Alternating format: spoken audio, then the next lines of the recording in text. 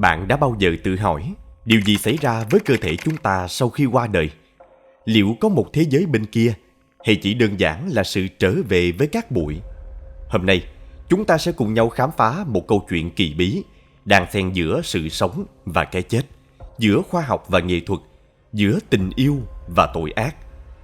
Câu chuyện bắt đầu từ triển lãm gây tranh cãi Body World, thế giới cơ thể, nơi trưng bày những thi thể người thật được bảo quản vĩnh viễn bằng kỹ thuật Platination.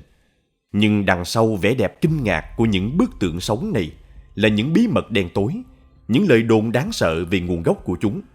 Và một câu hỏi ám ảnh hơn cả, liệu có mối liên hệ nào giữa triển lãm rùng rợn này với vụ mất tích bí ẩn của Trương Vĩ Kiệt, nữ phát thanh viên xinh đẹp của Trung Quốc trong thập niên 90? Các bạn đang theo dõi kênh Văn Tùng Siêu Kỳ Án và mình là Tấn Khoa. Nếu các bạn yêu thích phá án và những câu chuyện trinh thám hấp dẫn, hãy để lại một like và subscribe để ủng hộ cho Văn Tùng Siêu Kỳ Án nhé. Còn bây giờ, hãy cùng mình đi sâu vào câu chuyện rùng rợn này. Câu chuyện của chúng ta bắt đầu tại Trung Quốc những năm 1990 với Trương Vĩ Kiệt, một nữ phát thanh viên thời tiết nổi tiếng. Sở hữu vẻ đẹp dịu dàng và giọng nói truyền cảm, cô nhanh chóng chiếm được cảm tình của hàng triệu khán giả. Cuộc sống của Trương Vĩ Kiệt tưởng chừng êm đềm như những bản tin thời tiết cô vẫn thường dẫn. Nhưng ẩn sâu bên trong là một mối tình bí mật đầy sóng gió. Người đàn ông cô yêu, theo nhiều lời đồn đại, chính là Bạc Hy Lai, khi đó đang là thị trưởng thành phố Đại Liên. Mối quan hệ này càng trở nên phức tạp bởi Bạc Hy Lai đã có gia đình, và đây thậm chí là cuộc hôn nhân thứ hai của ông. Việc công khai tình cảm đồng nghĩa với việc phải đối mặt với búa rìu dư luận và những hậu quả khôn lường. Trong xã hội, những mối quan hệ ngoài luồng thường đặt gánh nặng lên vai người phụ nữ, coi họ là kẻ phá hoại hạnh phúc gia đình. Tuy nhiên, cần phải nhìn nhận rằng trách nhiệm không chỉ thuộc về một phía. Đàn ông đã kết hôn với sự trưởng thành và nhận thức của mình, hoàn toàn hiểu rõ hành động sai trái và tự nguyện bước vào mối quan hệ vụng trộm. Trong trường hợp của Trương Vĩ Kiệt và Bạc Hy Lai, cả hai đều phải chịu áp lực rất lớn để giữ kín mối quan hệ. Áp lực đó càng tăng lên khi Trương Vĩ Kiệt mang thai. Mang thai trong bí mật, Trương Vĩ Kiệt rơi vào trạng thái trầm cảm. Cô hy vọng đứa con sẽ là cầu nối giúp mối quan hệ với Bạc Hy Lai được công khai, rằng ông sẽ rời bỏ vợ để cùng cô xây dựng một gia đình. Bước sang tháng thứ 8 của thai kỳ, Trương Vĩ Kiệt ngày càng tuyệt vọng. Cô tìm mọi cách gây sức ép lên Bạc Hy Lai, thậm chí đe dọa tự tử nếu không nhận được sự cam kết từ ông. Tình thế càng trở nên căng thẳng khi Trương Vĩ Kiệt quyết định gặp mặt vợ của Bạc Hy Lai. Chi tiết về cuộc gặp gỡ này đến nay vẫn là một ẩn số, không ai biết chính xác những gì đã xảy ra. Nhưng chỉ vài ngày sau, Trương Vĩ Kiệt bất ngờ bị buộc thôi việc với quyền lực và tầm ảnh hưởng đáng kể của mình. Vợ Bạc Hy Lai hoàn toàn có khả năng gây sức ép để Trương Vĩ Kiệt mất việc, xem đó như một hình thức trả đũa cho sự can đảm, hay nói đúng hơn là sự liều lĩnh của cô tình nhân. Những bê bối tham nhũng của gia đình Bạc Hy Lai sau này càng củng cố thêm giả thuyết này. Tinh thần suy sụp, Trương Vĩ Kiệt thuê một phòng tại khách sạn ở Đại Liên. Có những dấu hiệu cho thấy cô đã có ý định tự tử, nhưng không có bằng chứng xác thực nào được tìm thấy. Điều đáng sợ hơn cả là sau đó, Trương Vĩ Kiệt hoàn toàn biến mất. Khách sạn là nơi cuối cùng người ta nhìn thấy cô. Căn phòng đăng ký dưới tên cô trống rỗng, mọi liên lạc đều bị cắt đứt. Trương Vĩ Kiệt dường như tan biến vào không khí. Sự việc càng trở nên bí ẩn hơn khi mọi thông tin về Trương Vĩ Kiệt dường như bị xóa sạch một cách có hệ thống. Toàn bộ các đoạn băng ghi hình chương trình thời tiết do cô dẫn dắt đều biến mất khỏi kho dữ liệu của đài truyền hình. Dữ liệu về cô cũng bốc hơi khỏi tất cả các cơ sở dữ liệu. Mọi thứ diễn ra như thể có một thế lực ngầm hùng mạnh với quyền lực và tiền bạc vô hạn đã can thiệp để xóa sổ mọi dấu vết của Trương Vĩ Kiệt, khiến cô biến mất không một chút tung tích. Tất cả những gì còn sót lại chỉ là vài bức ảnh mờ nhạt. Gia đình và bạn bè ngay lập tức trình báo sự việc lên cơ quan chức năng. Trương Vĩ Kiệt được thông báo mất tích và cuộc tìm kiếm được triển khai. Tuy nhiên, mọi manh mối đều bế tắc tại thời điểm cô rời khỏi đài truyền hình và đến khách sạn. Việc một người phụ nữ mang thai ở tháng thứ 8 biến mất không dấu vết là điều gần như bất khả thi. Bụng bầu lớn là một dấu hiệu nhận dạng rõ ràng, khó có thể che giấu. Chỉ trong vài tuần nữa, Trương Vĩ Kiệt sẽ lâm bồn. Việc sinh nở đòi hỏi sự hỗ trợ y tế và chắc chắn sẽ để lại dấu vết. Vậy mà Trương Vĩ Kiệt vẫn biến mất một cách bí ẩn, không để lại bất kỳ manh mối nào cho cuộc điều tra. Năm 1995, triển lãm Body World lần đầu tiên ra mắt công chúng tại Tokyo, đánh dấu một bước ngoặt trong cả lĩnh vực y học và giải trí. Trung tâm của sự chú ý chính là kỹ thuật Platination, một phương pháp bảo quản thi thể do bác sĩ người Đức Günther von Hagens phát minh.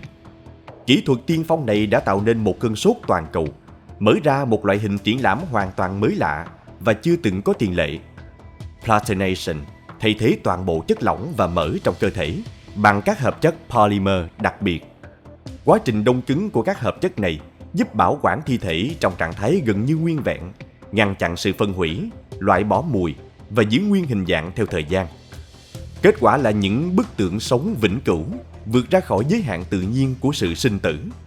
Chính sự đột phá đầy tính ám ảnh này đã mang lại cho von Hagens biệt danh bác sĩ tử thần. Triển lãm Body World nhanh chóng trở thành một hiện tượng toàn cầu. Sự kết hợp giữa khoa học và nghệ thuật cùng cơ hội được chiêm ngưỡng cấu trúc cơ thể người một cách chân thực và chi tiết đến kinh ngạc đã tạo nên sức hút khó cưỡng. Hình ảnh các lớp cơ, mạch máu, nội tạng được phơi bày dưới những góc nhìn độc đáo, khiến người xem vừa tò mò, vừa sợ hãi. Vé vào cửa triển lãm luôn trong tình trạng cháy hàng nhiều tuần trước ngày khai mạc. Khởi đầu là một triển lãm lưu động, Body World di chuyển qua nhiều thành phố lớn trên thế giới. Tuy nhiên, trước sự quan tâm ngày càng tăng của công chúng, nhiều bảo tàng cố định đã được xây dựng tại Mỹ, châu Âu và châu Á để trưng bày thường xuyên các mẫu vật Platination. Một số bảo tàng nổi tiếng có thể kể đến như Body Rewild ở New York hay Bodies ở Seoul, với tên gọi được điều chỉnh đôi chút so với tên gốc. Nhu cầu ngày càng lớn đòi hỏi nguồn cung cấp nguyên liệu cho kỹ thuật Platination phải được mở rộng. Bác sĩ Tô Hạc Cẩn, người Trung Quốc, ngưỡng mộ tài năng của Günther von Hagens, đã tìm đến bác sĩ tử thần để học hỏi. Dưới sự hướng dẫn tận tình của von Hagens, Tô Hạc Cẩn nhanh chóng nắm vững kỹ thuật Platination. Sau khi trở về Trung Quốc, ông thành lập công ty chuyên sản xuất các mẫu vật được bảo quản theo phương pháp này. Điều đáng chú ý là công ty của Tô Hạc Cẩn sau này trở thành nhà cung cấp mẫu vật cho chính các đối thủ cạnh tranh của von Hagens. Nhà máy sản xuất của công ty được đặt tại Đại Liên, một chi tiết quan trọng cần lưu ý, bởi đây chính là thành phố mà Bạc Hy Lai, người tình của Trương Vĩ Kiệt, từng giữ chức thị trưởng. Sự trùng hợp này đặt ra nhiều câu hỏi về mối liên hệ tiềm ẩn giữa vụ mất tích của Trương Vĩ Kiệt và triển lãm Body World. Một trong những mẫu vật gây ấn tượng mạnh nhất tại triển lãm Body World là hình ảnh một người phụ nữ mang thai, với bào thai khoảng 8 tháng tuổi trong bụng. Cấu trúc giải phẫu chi tiết của cả người mẹ và thai nhi được phơi bày rõ ràng, tạo nên một hình ảnh vừa tuyệt đẹp, vừa ám ảnh.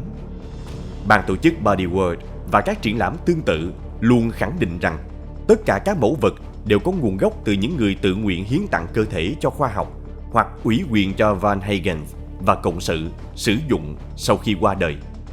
Tuy nhiên, nguồn gốc của các mẫu vật không phải lúc nào cũng rõ ràng. Đã có trường hợp 7 mẫu vật phải được trả lại cho Trung Quốc do không thể xác minh danh tính và nguồn gốc. Những nghi vấn về nguồn cung cấp thi thể cho triển lãm ngày càng gia tăng, đặc biệt khi có thông tin tiết lộ rằng một số mẫu vật thực chất là thi thể của tù nhân bị xử tử tại Trung Quốc. Ngoài ra, nguồn cung còn đến từ những thi thể vô thừa nhận, không người thân hoặc bị gia đình bỏ rơi. Các công ty Platination bị cáo buộc đã lợi dụng tình hình này, mua lại những thi thể với giá rẻ mạt, rồi biến thành tác phẩm nghệ thuật, phục vụ mục đích thương mại. Điều này dấy lên những tranh cãi gay gắt về vấn đề đạo đức và tính nhân văn của triển lãm Body World. Năm 2008, một cựu nhân viên tại nhà máy xử lý mẫu vật Platination đã lên tiếng tố cáo trên đài ABC News. Ông cho biết, công ty này thường xuyên mua thi thể với giá rẻ mạt từ bệnh viện, trại giam, thậm chí cả thị trường chợ đen. Nhiều lô hàng được giao đến mà không hề có bất kỳ giấy tờ tùy thân hay thông tin nào kèm theo, khiến nguồn gốc của các thi thể trở nên hoàn toàn bí ẩn. Điều này mâu thuẫn với tuyên bố của Body World về việc chỉ sử dụng thi thể được hiến tặng hợp pháp. Cựu nhân viên này còn đưa ra một cáo buộc chấn động hơn. Phần lớn mẫu vật trong triển lãm thực chất là thi thể của tù nhân bị xử tử tại Trung Quốc. Tuy nhiên, lời khai này nhanh chóng bị rút lại. Người tố cáo bất ngờ thay đổi lời khai, cho rằng những thông tin trước đó hoàn toàn do ông bịa đặt nhằm bôi nhọ đối thủ của Van Hagen, và thú nhận đã nhận 10.000 euro từ bác sĩ tử thần để thực hiện việc này. Mặc dù ban đầu người này yêu cầu được giấu kín danh tính vì lo sợ an nguy tại Trung Quốc, nhưng các vụ kiện tụng sau đó đã khiến thông tin cá nhân của ông bị phanh phui. Trước tòa, ông một mực khẳng định lời tố cáo ban đầu là bịa đặt, phủ nhận hoàn toàn những gì mình đã nói với ABC News. Sự thay đổi đột ngột này càng khiến dư luận hoang mang, đặt ra nghi vấn về tính xác thực của cả lời tố cáo lẫn lời phủ nhận. Liệu có sự thật nào bị che giấu? Áp lực nào đã khiến người cựu nhân viên thay đổi lời khai? Câu trả lời vẫn còn nằm trong bóng tối. Bản thân Gunther von Hagen, bác sĩ tử thần, cũng từng thừa nhận việc phát hiện thi thể có vết đạn ở đầu, dấu hiệu của việc xử tử, trong số các mẫu vật được chuyển đến triển lãm. Ông tuyên bố đã cho hỏa táng ngay lập tức những thi thể này. Tuy nhiên, không có bằng chứng nào chứng minh lời khẳng định của ông, và không ai có thể chắc chắn về sự việc thực sự đã diễn ra. Nguồn gốc của nhiều mẫu vật trong Body World và các triển lãm tương tự vẫn là một bí ẩn, làm dấy lên nhiều nghi ngờ. Đặc biệt, sự xuất hiện của mẫu vật người phụ nữ mang thai đặt ra một câu hỏi lớn. Luật pháp Trung Quốc nghiêm cấm việc xử tử phụ nữ mang thai. Vậy thi thể này đến từ đâu? Khả năng một người phụ nữ mang thai qua đời vì nguyên nhân tự nhiên và tự nguyện hiến tặng thi thể cho Platination mà không có sự phản đối của gia đình là cực kỳ thấp. Liệu mẫu vật này có phải là Trương Vĩ Kiệt? Để có câu trả lời chính xác, cần phải tiến hành xét nghiệm DNA, so sánh mẫu mô của mẫu vật với DNA của người thân Trương Vĩ Kiệt nếu họ còn sống. Tuy nhiên, một chi tiết quan trọng cần được nhắc lại. Vợ của Bạc Hy Lai, thị trưởng Đại Liên, người mà Trương Vĩ Kiệt đã gặp trước khi mất tích, chính là đồng sở hữu nhà máy sản xuất mẫu vật Platination tại Đại Liên. Giả thuyết cho rằng bà ta đã tìm cách thủ tiêu tình địch của chồng, thậm chí với sự tiếp tay của chính Bạc Hy Lai, và biến thi thể của Trương Vĩ Kiệt thành một mẫu vật triển lãm. Nghe có vẻ khó tin, nhưng không phải là không có khả năng. Mối liên hệ này khiến câu chuyện càng trở nên u ám và phức tạp. Chuỗi bê bối liên quan đến hoạt động mờ ám của Bạc Hy Lai, cựu thị trưởng Đại Liên và gia đình, bao gồm cả vợ ông là Cốc Khai Lai, đã dẫn đến một vụ xét xử chấn động dư luận. Bạc Hy Lai bị cáo buộc nhiều tội danh nghiêm trọng, từ tham nhũng, lạm dụng quyền lực đến các vi phạm pháp luật khác. Vợ ông, Cốc Khai Lai, bị buộc tội sát hại một doanh nhân người Anh, được cho là người đã cản trở hoạt động kinh doanh bất hợp pháp của gia đình họ. Sau phiên tòa đầy kịch tính, Bạc Hy Lai bị kết án tù chung thân, một bản án được cho là đã được giảm nhẹ nhờ những thỏa thuận ngầm với cơ quan điều tra. Cốc Khai Lai ban đầu bị tuyên án tử hình, nhưng sau đó cũng được giảm xuống còn tù chung thân. Với quyền lực và tầm ảnh hưởng rộng lớn của mình khi còn nắm giữ chức vụ cao cấp trong chính quyền, hoàn toàn có khả năng Bạc Hy Lai và Cốc Khai Lai đã sử dụng những đặc quyền này để bịt đầu mối vụ việc ngoại tình và thủ tiêu Trương Vĩ Kiệt cùng đứa con trong bụng cô. Giả thuyết về việc thi thể của Trương Vĩ Kiệt bị đưa vào nhà máy Platination do gia đình Bạc Hy Lai sở hữu, dù nghe có vẻ kinh hoàng, nhưng lại hoàn toàn phù hợp với bối cảnh của vụ án và những hành vi phạm tội đã được chứng minh của hai vợ chồng. Mặc dù phiên tòa xét xử Bạc Hy Lai và Cốc Khai Lai đã phơi bày nhiều tội danh nghiêm trọng, nhưng số phận của Trương Vĩ Kiệt vẫn chìm trong bí ẩn. Không một lời nào được nhắc đến về nữ phát thanh viên mất tích.